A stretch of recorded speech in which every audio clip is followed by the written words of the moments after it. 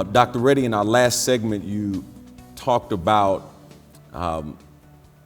good bacteria being taken out of our bodies because of we're eating processed foods. And so one of the questions that an audience member has is, how do you replace the good bacteria that's destroyed by your diet? Besides eating better, is there anything that you can eat or drink to replace that bacteria in your body, in your intestines? Yes, there is. There are three recommendations I have, but before that, I want for the audience to understand what does Dr. Cofield mean by good bacteria. That means when you are born, you come through your mother's vaginal canal and birth canal, and when you're coming out, you're basically coated by different bacteria. These bacteria have been handed down from generation to generation for the last 10 million years. We have been receiving it from mother to kid, mother to kid.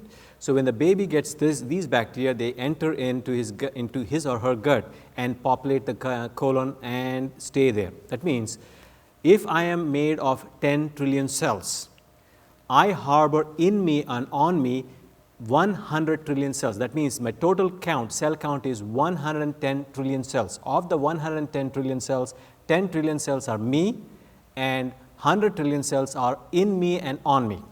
Now, why do I need these 100 trillion cells?